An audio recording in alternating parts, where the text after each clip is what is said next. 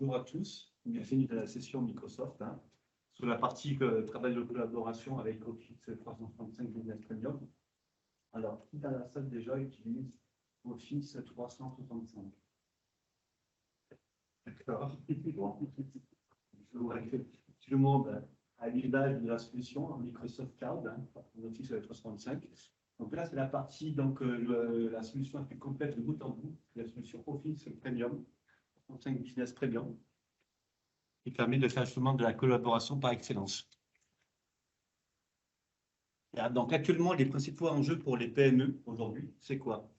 C'est surtout se digitaliser, améliorer l'expérience client-utilisateur, gagner en flexibilité et en efficacité, et surtout faciliter la collaboration. Pour cela, il faut des technologies qui sont simples à utiliser et faciles à déployer, et surtout gagner un gain de temps au niveau et faire de la réduction des coûts.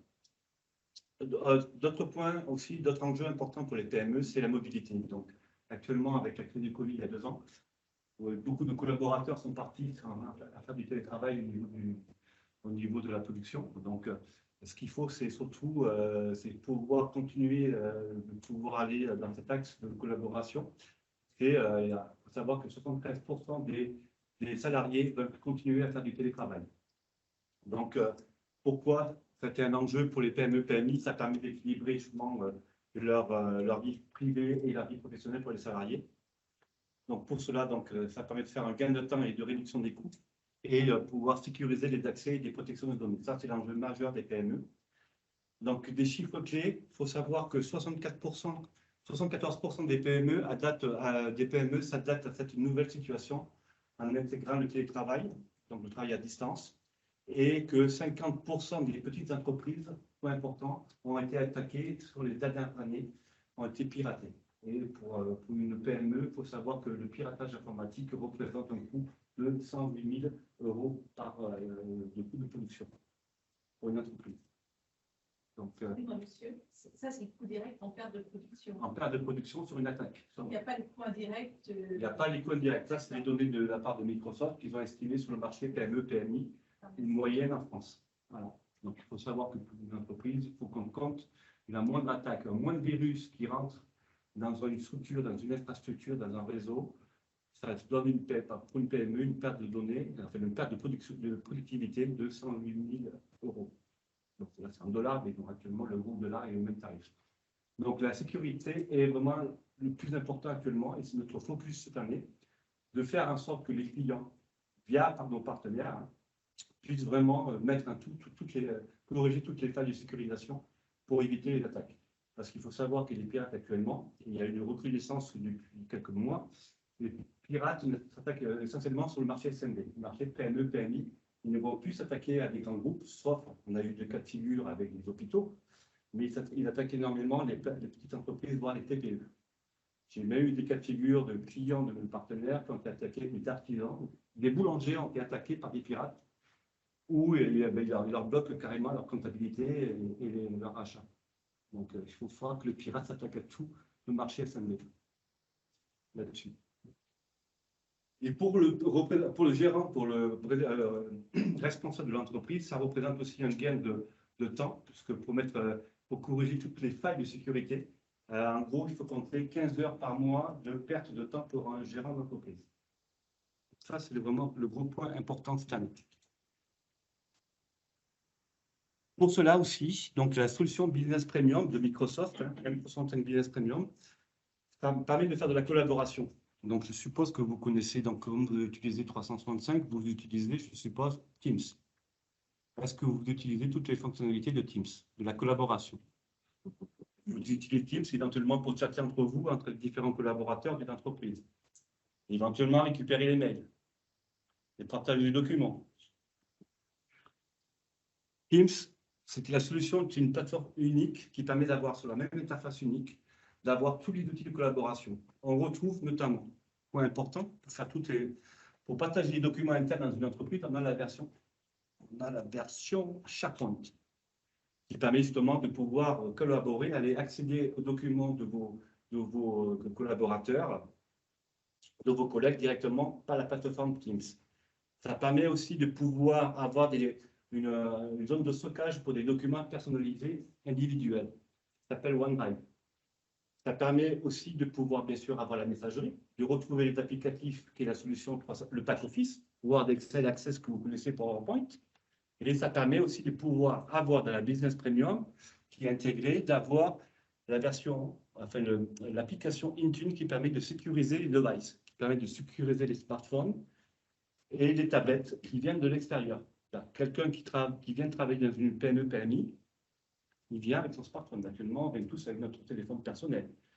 Pour le responsable informatique d'une entreprise, le point important, c'est de pouvoir sécuriser l'accès sur le réseau local de l'entreprise.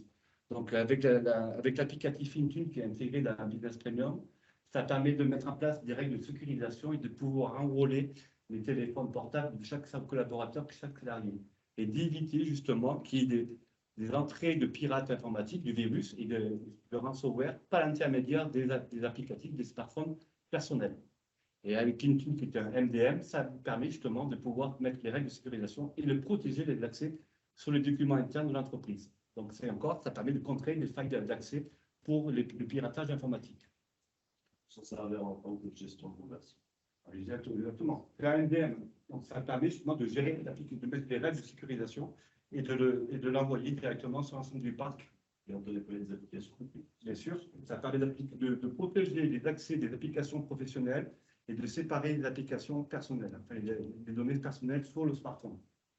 Donc ça, il faut savoir que sur la Business Premium, c'est inclus dedans, de la solution. Et on retrouve bien sûr toute la partie qui est une nouveauté chez Microsoft sur la Business Premium. On retrouve justement le Microsoft Defender. Bon, là, l'appellation, c'est Windows Defender, qui est l'antivirus Microsoft. Il faut savoir que Microsoft, dans le Gartner, est nettement bien placé par rapport aux éditeurs de logiciels antivirus. L'application 365 intègre, Business Premium intègre déjà un antivirus haute performance au niveau de Microsoft. Microsoft a investi 17 milliards de dollars dans les antivirus. Et l'avantage qu'a Microsoft, c'est qu'avec toutes les données d'information des entreprises, parce que, comme vous l'avez vu dans la salle, 98% des collaborateurs utilisent 365. Donc, automatiquement, Microsoft n'a pas le monopole. Il y a quasiment le monopole sur le marché informatique au niveau des systèmes d'exploitation et des applicatifs de productivité. Donc, ça lui permet, sur Microsoft, de récupérer toutes les informations et justement d'être en amont pour toutes les remontées de virus qui arrivent sur le marché, des pirates, et de pouvoir corriger cela. Donc, l'antivirus, qui est Microsoft Defender qui est inclus, permet d'être déjà très performant sur le marché. Donc, on peut mettre des solutions complémentaires tierces d'antivirus, d'anti-spam, qui permet d'augmenter la coût de sécurisation. Mais déjà, avec de base, sur la version Business Premium, donc on retrouve Microsoft Defender, on retrouve le OneDrive qui permet d'avoir des documents individualisés, SharePoint qui permet de faire la collaboration, de pouvoir faire les partages de documents, et Intune qui est un MDM qui permet de mettre les règles de sécurisation sur les devices. Les trois piliers de la collaboration, c'est quoi? C'est travailler en équipe en temps réel, c'est la base. C'est de pouvoir faire des réunions en ligne et de pouvoir faire de la collaboration extérieure avec quelqu'un de l'extérieur qui permet de pouvoir faire des réunions justement et éventuellement de se partager les documents. Travailler en équipe en temps réel. Donc, comme je le disais tout à l'heure, c'est accéder facilement aux fichiers, faire du chat, faire des applications en temps réel sur le même espace de travail. Donc, c'est de coéditer des fichiers simultanés avec justement les applicatifs Microsoft 365, notamment Word, Excel, PowerPoint qu'on utilise tous les jours. Et tout cela, on permet de pouvoir synchroniser les données. Il y a quelqu'un qui peut aller sur le même document en même temps, donc on peut travailler en même temps sur un même document. La personne fait la modification du document et par la suite, on retrouve le document qui est modifié en temps réel. Ça, c'est intéressant pour les cabinets d'architectes qui veulent travailler sur les pans. Ils peuvent se partager les documents directement. Voilà. Teams permet aussi de faire de la collaboration justement avec les réunions en ligne. On a tous l'habitude maintenant de s'envoyer des réunions, de travailler à distance. Donc, on envoie un lien Teams pour faire des réunions. Nouveauté, il y a quelques mois, maintenant, il suffit de pouvoir avoir quelqu'un qui a l'outil Teams, donc avec une adresse mail ou une adresse professionnelle, mais on peut lui envoyer directement une invitation Teams par mail. Et il y a la possibilité aussi d'avoir, on appelle ça, c'est un un pont téléphonique qui s'appelle l'AudioConf, qui permet à un collaborateur ou une personne de l'extérieur à qui on veut faire une réunion, même s'il n'a pas de PC, de pouvoir se connecter directement dans une réunion Teams en composant un numéro de téléphone. Voilà. Ça permet de pouvoir travailler à distance avec n'importe quelle personne. Quelqu'un qui est en déplacement dans la voiture, il n'y a pas de PC sur place, il peut directement composer le numéro de téléphone et assister à la réunion à distance par Teams. Donc, ça revient, c'est vraiment l'outil par excellence pour faire de la collaboration et des réunions en ligne. Parmi aussi les fonctionnalités sur Teams lors des réunions en ligne, vous avez aussi la fonctionnalité intelligente qui permet de pouvoir avoir les sous-titres en temps réel lorsqu'on assiste à une réunion, notamment si c'est une réunion où il y a des collaborateurs qui sont, ou une réunion avec des gens de l'extérieur qui parlent anglais, qui parlent de différentes langues, de pouvoir avoir une traduction simultanée de la réunion. Microsoft aussi a mis en place le floutage, c'est-à-dire que lorsqu'on fait des réunions à distance, maintenant on peut flouter le lieu où on travaille, enfin, le lieu où on se situe, pour éviter justement, parce que pendant la crise du Covid, il y a eu beaucoup de cas de personnes qui travaillaient chez eux en télétravail et qui ont fait des réunions à distance et qui d'ailleurs on voyait tout ce qui se passait. Microsoft a mis en place aussi donc, le floutage de l'arrière-plan qui permet justement de protéger la vie privée des gens qui font du télétravail chez eux. Permet aussi de faire de l'enregistrement en temps réel. Donc, on peut enregistrer directement. Là, actuellement, je ne sais pas si on utilise Teams, je ne crois pas. Les réunions, la réunion est enregistrée, donc vous pouvez par la suite l'enregistrer et la revisualiser et revenir sur, grâce à l'AI qui est intégrée dans Teams, de pouvoir l'intelligence artificielle, de revenir sur des mots-clés lors de la réunion. Collaboration externe. Donc, ce que je disais tout à l'heure, c'est tout récent. Hein. Microsoft, maintenant, il suffit d'avoir une personne qui a Teams avec une adresse mail personnelle ou professionnelle. Maintenant, toute personne qui a installé Teams peut être fédérée. C'est-à-dire que la fédération, c'est quoi? Ça permet de pouvoir directement communiquer avec une personne qui a déjà Teams qui est intégrée chez lui. Donc, il suffit de l'inscrire et il suffit qu'il télécharge la version Teams et on peut faire directement de la collaboration, comme on disait tout à l'heure, partage de documents, et on peut faire des réunions à distance avec les personnes de l'extérieur, pas uniquement au niveau de la structure. Et tout ça dans une sécurisation la plus totale, parce que toutes les données sont cryptées, donc c'est chiffré de bout en bout, les conversations et les discussions sont cryptées, donc c'est protégé. Possibilité aussi de faire avec Teams, de faire des appels téléphoniques par le PSTN, c'est-à-dire par le PABX d'une entreprise, ou alors on peut aussi, le Microsoft devient opérateur télécom. C'est tout récent, ça a été annoncé dans la presse. Microsoft propose vraiment de faire de la téléphonie par Teams. On pouvait déjà le faire avec quelqu'un qui avait déjà un opérateur téléphonique. On propose aussi avec Teams de pouvoir acheter des calling plans, on appelle ça, c'est des forfaits d'appel. Microsoft maintenant devient vraiment au niveau mondial opérateur télécom, à concurrence avec nos opérateurs officiels qui sont SFR et Business Services. Donc maintenant, Microsoft va devenir opérateur télécom. Donc, ce n'est pas encore arrivé sur le marché. Il y a toujours la possibilité d'acheter des forfaits d'appel qui s'appellent des phone calls, qui permet de pouvoir transformer son PABX de l'entreprise directement, d'avoir toute la téléphonie intégrée dans Teams. On peut faire des appels sortants, on peut avoir des numéros directs pour recevoir les appels, ce sont des numéros SDA. Et ça permet de pouvoir vraiment de transformer dans une PME-PMI, d'enlever son standard téléphonique, son PABX. Ils peuvent tout avoir sur la même interface avec Teams. Sécurité. Ça, c'est un gros focus cette année pour le marché PME-PMI. C'est surtout pouvoir sécuriser en tranquillité.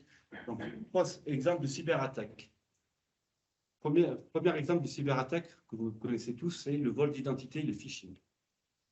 Exemple, on reçoit un mail, on reçoit sur notre boîte perso des mails, et on nous demande de cliquer sur un lien pour mettre CPAM, ou il y a eu une cas de figure avec pas mal de phishing, justement, avec des mecs que les particuliers ont reçus avec les formations, hein, avec le compte formation, où les pirates ont réussi à récupérer justement les identités, on clique sur le mail et on remet son numéro de compte CPF, et les pirates ont récupéré les sommes pour les centres de pour s'assurer une formation.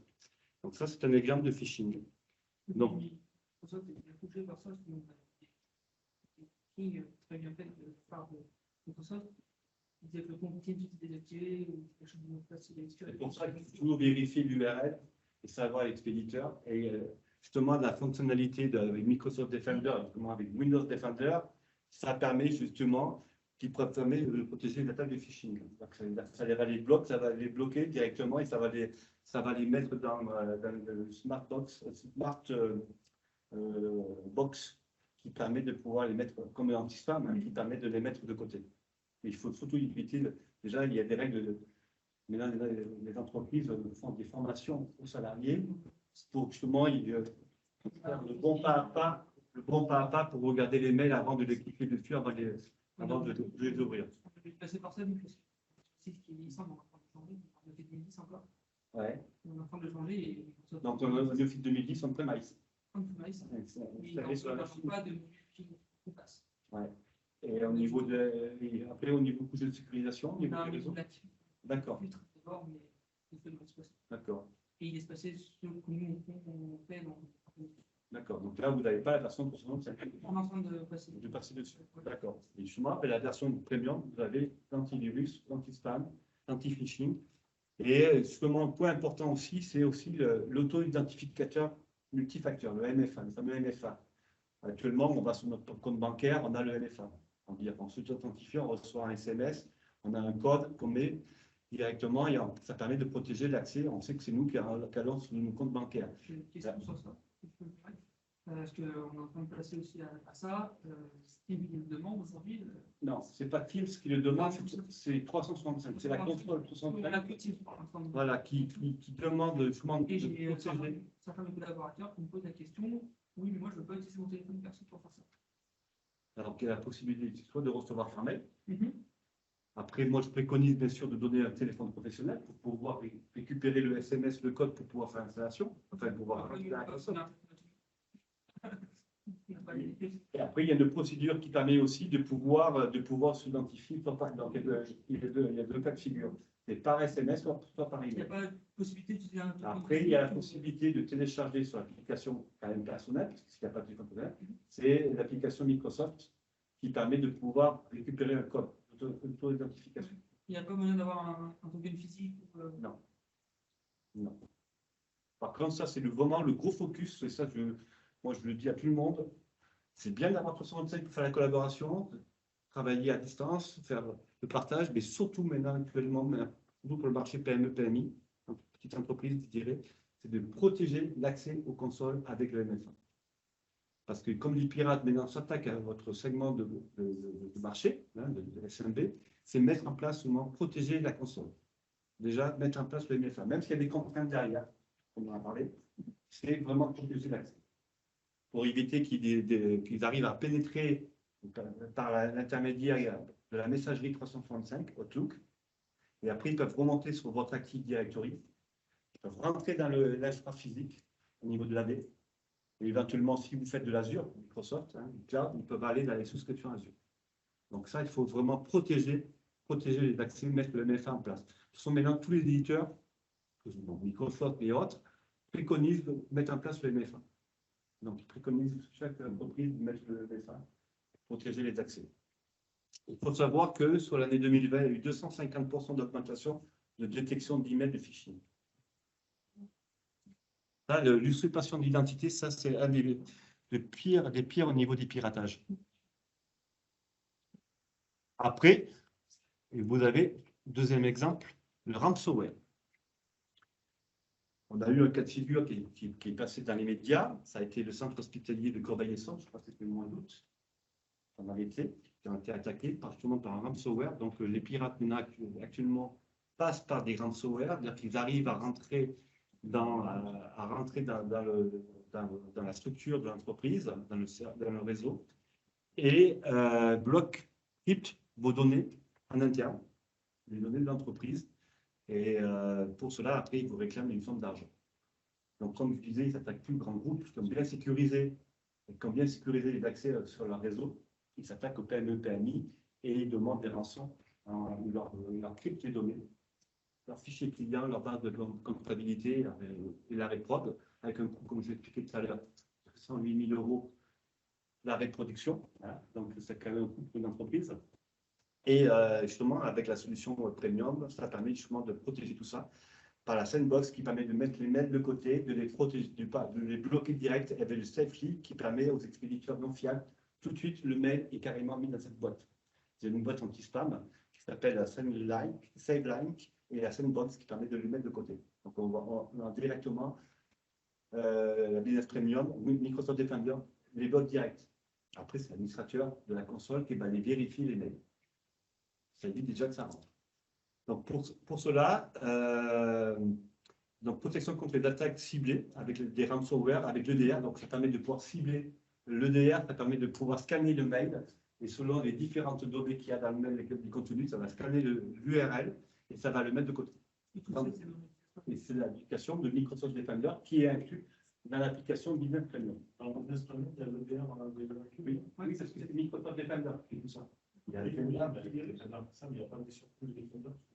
Il y a plusieurs versions de Microsoft Defender. Voilà. Là, sur la Premium, c'est une version de Microsoft Defender déjà complète.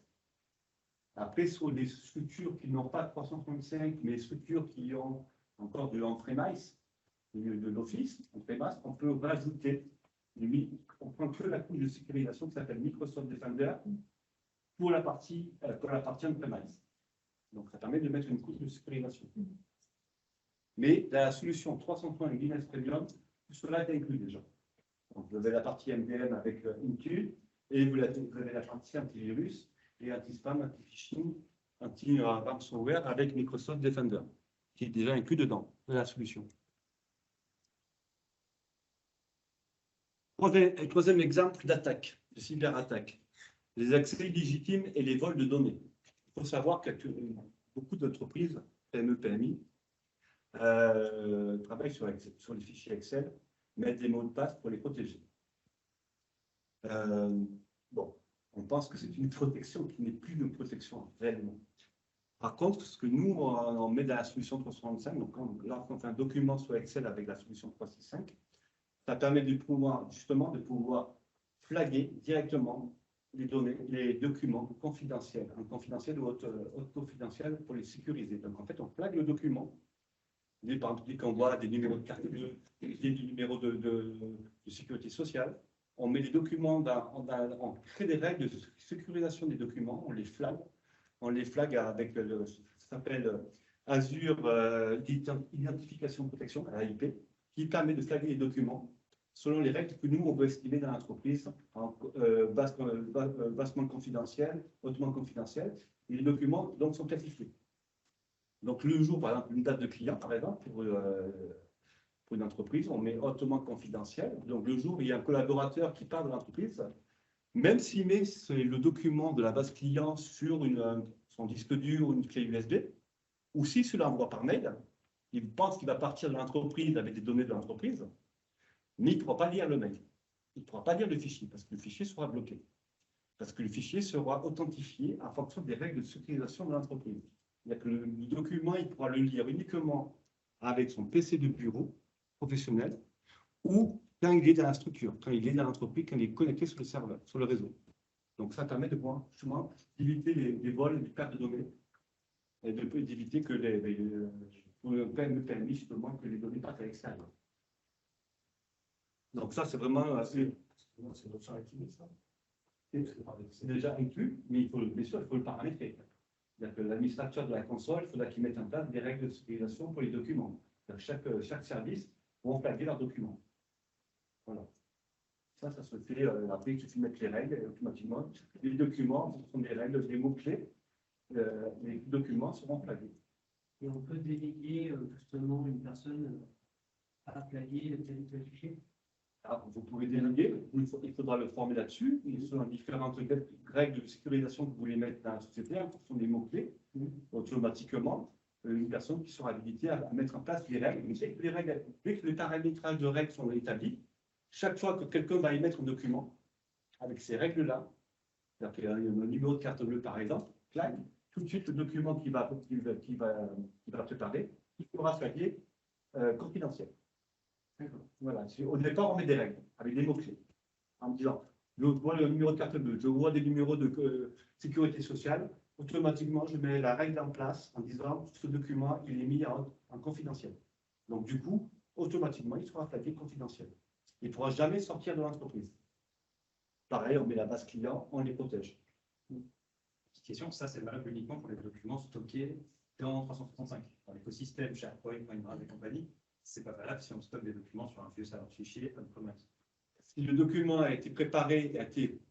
Parce que après, ça dépend de quel outil vous utilisez pour faire quel back-office. Si le back-office est bien lié, Il faut qu'il soit lié, à la console 365. Il faut que ce soit un document Excel ou Office qui soit préparé via le 365. oui, mais s'il est travaillé dans l'Office 365, un pack qui est lié à Office, Ouais. mais il est enregistré dans un serveur de fichiers on-premise. Alors, oui, mais si on l'a préparé, donc on a mis des règles de sécurisation.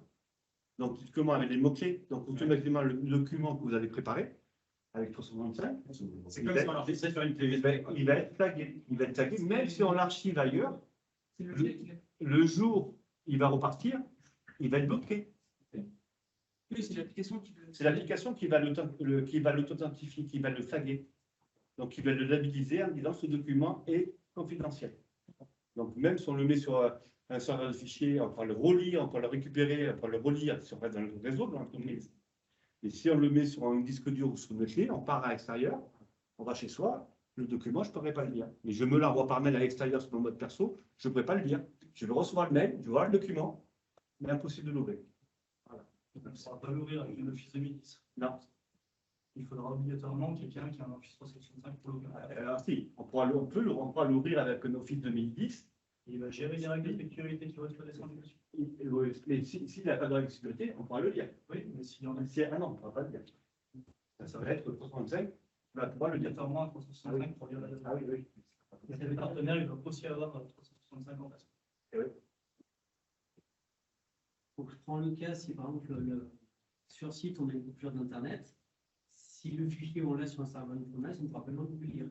Si, parce qu'il y a une version 365 qui est aussi à la fois hors connexion, on peut travailler en connexion ou hors connexion. Donc on peut retrouver ces documents même si on n'a plus Internet.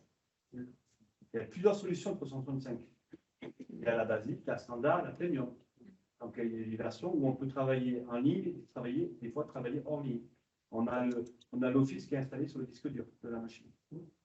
Donc on peut quand même toujours travailler et toujours relire les documents qui sont quand ils flagués par la console, par le tenant.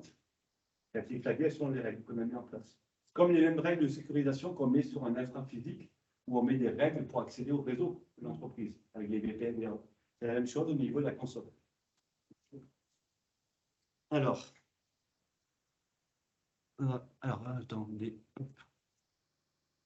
Donc, en fait, c'est une protection de bout en bout, une protection avancée de bout en bout, qui permet de pouvoir sécuriser l'identité avec la fonctionnalité Azure AD, avec le MFA, donc l'accès avec le multifacteur auto-identificateur, de pouvoir réinitialiser les mots de passe en libre service.